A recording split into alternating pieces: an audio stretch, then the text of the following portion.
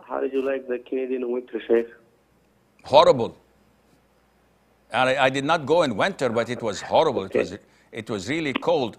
But the people, the warmth of the people was, alhamdulillah, overwhelming. So that balanced the cold and the freezing weather a bit.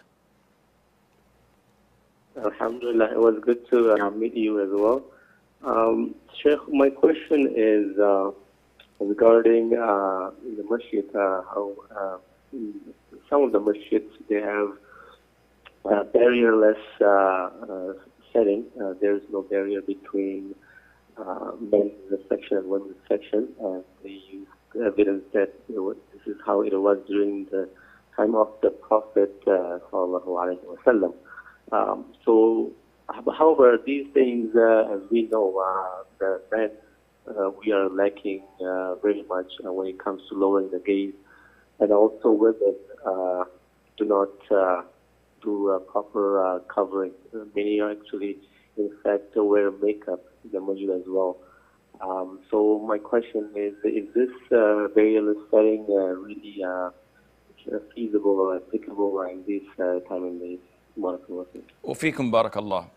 Your line was not very clear, but I think if I understood your question correctly, it was talking about the partition between the men and the women's area in the masjid. And as we know, at the time of the Prophet ﷺ, they prayed in the same hall, in the same masjid.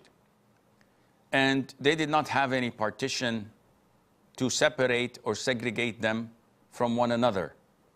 The Prophet simply said, the best row of women is the furthest, the last, and the best row of men is the first, to keep them as far as possible. And the worst row of women is the first, and the worst row of men is the last, to keep them as far from each other as possible.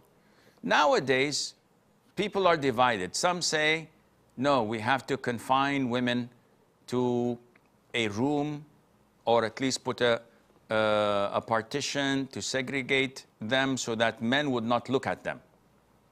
And the women usually complain and say, we can't see the men when they're praying, and sometimes the microphones get disconnected and we lose track of following the imam. And each have their own evidences. Me personally, I'm fine with both. And to claim that women come inappropriately dressed and men don't lower the gaze, that wouldn't change the ruling of Islam.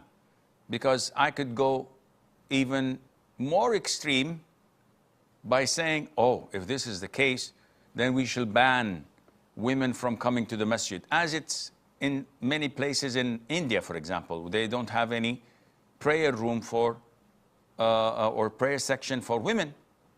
They totally ban them from coming to the masjid, and this is haram. This is not part of Islam at all.